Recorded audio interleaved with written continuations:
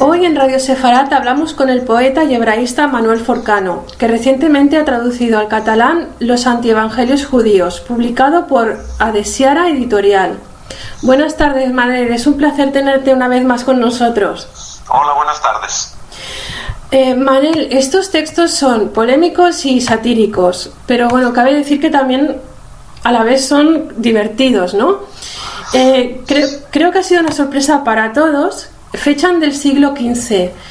¿Hasta el día de hoy no han podido ser divulgados?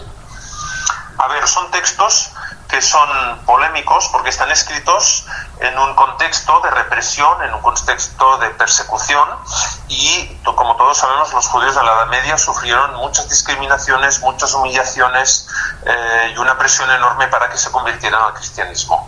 Estos textos son un antídoto que los propios judíos se dotaron a ellos mismos para ridiculizar los personajes más importantes de la Iglesia, el fundador de esta nueva Iglesia, que es el personaje de Jesús de Nazaret, ridiculizarlo de tal modo que para muchos judíos que tuvieran la tentación de convertirse, tuvieran presente que a la religión a la que se convertían tenía esta historia verdadera que no era la contada oficialmente por la Iglesia, sino que era una historia pues de un personaje pues bastardo, de origen bastardo, y que todos sus seguidores eran gente violenta, que él era un engañador, un personaje pues un mago, que hacía triquiñuelas para engañar a todos sus fieles y seguidores, etcétera, etcétera.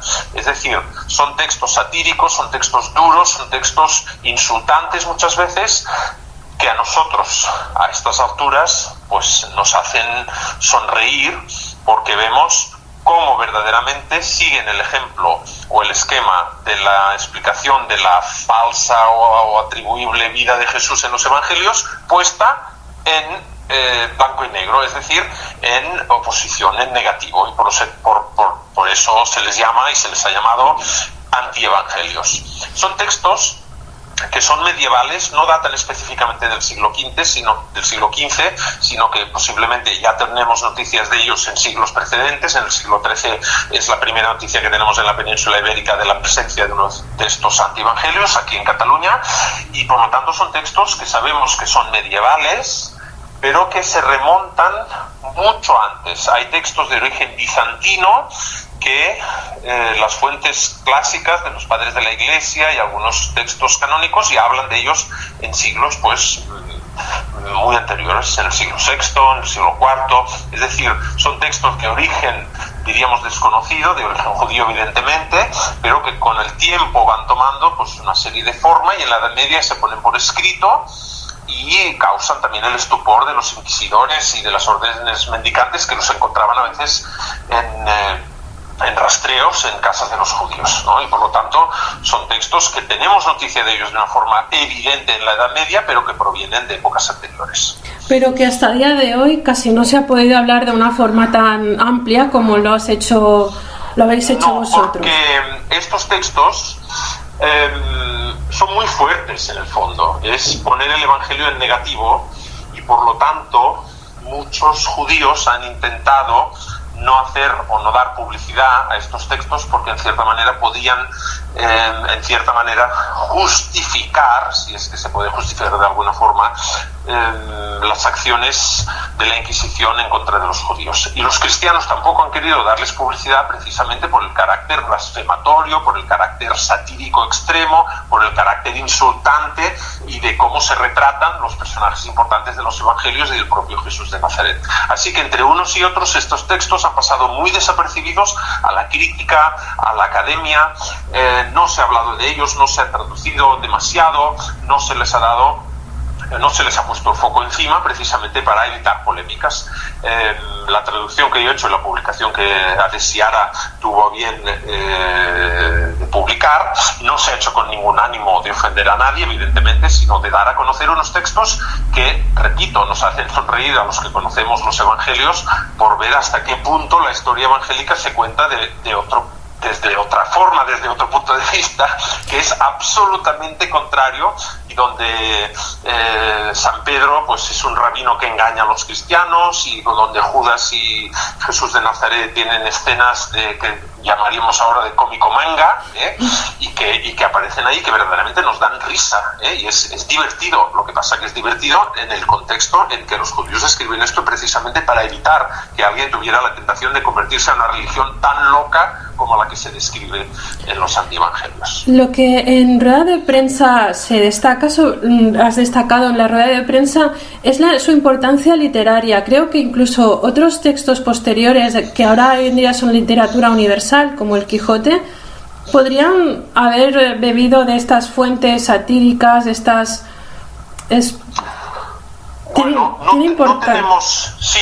tenemos muchas nociones ni noticias de si verdaderamente la lectura de estos textos hayan influido en otros autores. Estos textos han circulado de forma clandestina, esencialmente escritos en hebreo, y es verdad que existían recensiones en latín cuando uno de estos textos era descubierto por alguna autoridad religiosa cristiana, evidentemente. Pero no tenemos noticia de que verdaderamente hayan sido leídos o hayan podido influir sobre la obra creativa de otros literatos. El texto propiamente contiene muchas formas de oralidad. Es decir, nosotros sabemos que existen estas fuentes escritas, que estos textos nos han llegado por escrito, y nos han llegado, podríamos decir, milagrosamente por escrito, porque evidentemente era muy peligroso en la Edad Media mantener en casa una copia de este tipo de mensajes, porque esto era una acusación directa y una sentencia directa a la hoguera si te encontraban este tipo de textos en casa. Por lo tanto, verdaderamente nosotros creemos que estas historias han evolucionado con el paso de los siglos de forma oral, y que en algunos momentos y algunos rabinos o escribientes judíos decidieron poner por escrito alguna de estas versiones, pero verdaderamente cuando los leemos vemos que hay muchas marcas de oralidad, y que uno se da cuenta que no es un texto para ser leído, sino un texto para ser escuchado. Nosotros tenemos que imaginarnos a los judíos en la Edad Media, después de sufrir humillaciones durante todo el día, sentarse en casa en un rincón con el fuego y unos cuantos y reírse a la hora de leer estos textos tan desfamatorios, tan críticos, tan satíricos, tan bestias contra las figuras principales de la religión que les perseguía y que les hacía la vida imposible durante toda la Edad Media. Sí, realmente parece como... está enfocado como si fuera casi un guión, un thriller, ¿no? Cómico. Es verdaderamente una experiencia. Yo, traduciendo los textos, lloraba de risa de ver hasta qué punto había atrevimiento para presentar la vida de Jesús de Nazaret de una forma tan alocada, tan puesta del revés. Y a nosotros verdaderamente nos hace risa, nos da risa, pero tenemos que entender que el contexto en que fueron escritos no era para nada de risa, y que ellos seguramente se solazaban oyendo estos textos, pero al mismo tiempo con la clara intención de evitar que nadie tuviera la tentación de convertirse en una religión presentada de una forma tan bestia. ¿Se puede saber su origen o se puede intuir el origen de dónde provenían estos textos? Bueno, el origen no lo conocemos. Sabemos que en la Genizá del Cairo, descubierta a finales del siglo XIX y a principios del siglo XX, cuando se empezaron a estudiar todos los materiales que ahí se encontraron, se encontró un fragmento de Toledo Yeshu, que es el nombre en hebreo de la genealogía de Jesús o historias de Jesús de Nazaret, y que remontan a historias que nosotros tenemos documentadas en recensiones latinas o griegas que hablan de la blasfemación de estos textos, y por lo tanto les damos en un principio un origen oriental, o si más no bizantino, es decir, de la Europa y del Mediterráneo oriental, pero que luego evidentemente estas historias traspasan estas fronteras, llegan a Europa occidental y ahí se reformulan y seguramente se ponen por escrito en versiones ya deformadas de esas primeras versiones bizantinas y con rasgos puramente medievales del occidente cristiano. Es decir, el origen es posiblemente oriental, pero luego se acaban de diseñar, formular y poner por escrito de la manera que nos han llegado hasta nosotros en la Europa occidental. Si más no, el antievangelio grande que yo he traducido en el libro es una versión pues puramente medieval es decir, de la Europa occidental, aunque después también un fragmento que se guarda de la Geniza del Cairo, pues en arameo, pues también lo he puesto como un ejemplo más de una versión anterior. Pero vaya, el origen es en Oriente, pero al final la versión más conocida, más difundida es la del Occidente. ¿Se prevé alguna traducción al castellano? Pues por ahora no, porque yo tenía este trabajo hecho. El editor de Adesiara, cuando lo supo, me lo pidió, y en un principio ha salido primeramente en catalán. Esperemos pues que a lo mejor alguna editorial pues se avenga a quererlo también hacer en castellano, y ya veríamos. Sería un proyecto para el futuro próximo. Perfecto.